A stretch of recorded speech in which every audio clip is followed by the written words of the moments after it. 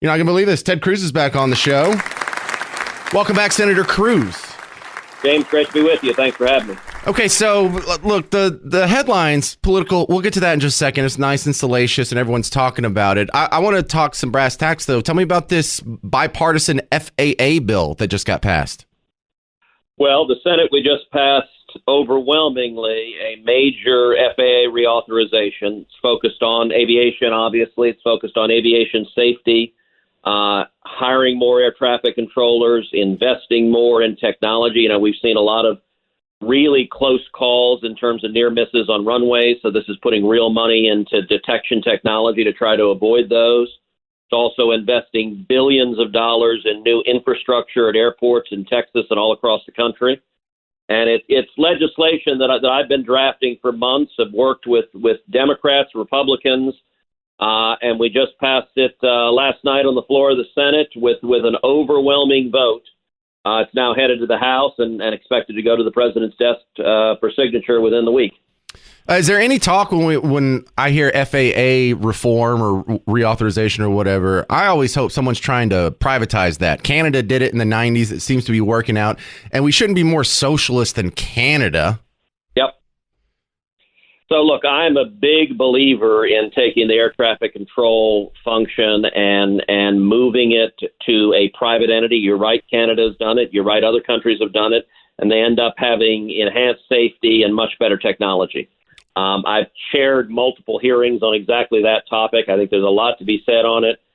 We did not get there in this bill, and that's one of the consequences of having a Democrat majority Senate. So Chuck Schumer is the majority leader. That means in the Senate Commerce Committee, I'm not the chairman. The chairman is Maria Cantwell, who's a Democrat from Washington State. I'm the ranking member, which means I'm the senior Republican on the committee. And so Maria and I together drafted the bill. I am much more bullish on air traffic control modernization than many of the Democrats. And that's the sort of initiative looking at how we can improve technology and modernize air traffic control that we really need a majority in the Senate to be able to move forward with.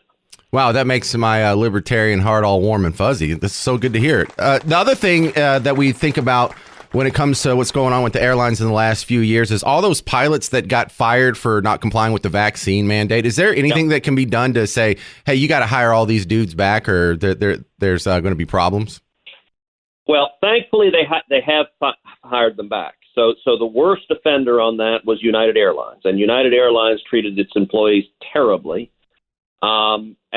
At a hearing where we had the CEOs of all the major airlines there, I lit into the CEO of United because they had laid off 2,000 of their employees, pilots, flight attendants, because they chose not to get the COVID vaccine. And the other airlines didn't do that. I've spoken with the CEOs of all the other airlines, and United was the only one that did that. And it was disgraceful how they treated their employees. It was wrong. We called them out. We pressed them. Ultimately, they were shamed into hiring them back. And so they are back at work now.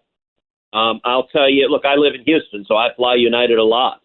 I regularly, maybe every couple of weeks or so, a flight attendant or a pilot will come up to me and say, thank you. I was one of those who lost my job because I chose not to get a COVID vaccine.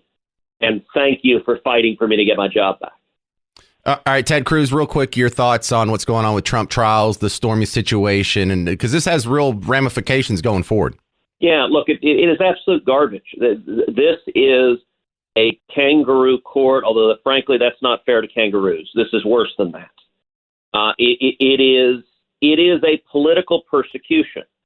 And if you look at what is happening with today's Democrat Party, I compare it to 12 years ago when I first got to the Senate. When I got to the Senate, there were such a thing as moderate Democrats. They don't exist anymore.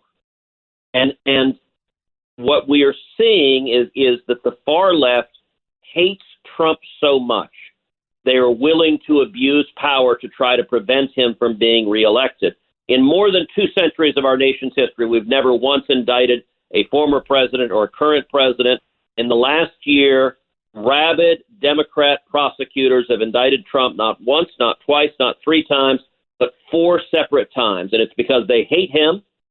And more fundamentally, it is because they're terrified that the voters in November are going to choose to reelect Donald Trump. And so this is very directly an assault on democracy. This is the current New York trial. Alvin Bragg is a left-wing George Soros prosecutor. He came into office promising to get Donald Trump. This case is ridiculous on its face, but you've got a left-wing judge and in all likelihood a left-wing jury, and I think there's a very, very real possibility you'll get a conviction, not because of the facts or law, but because it's designed to produce a conviction, and it's got a judge who wants a conviction to be the outcome. All right, thank you very much. This is your senator from Texas, Ted Cruz. Thanks for being on the James Show again. Thanks for having me.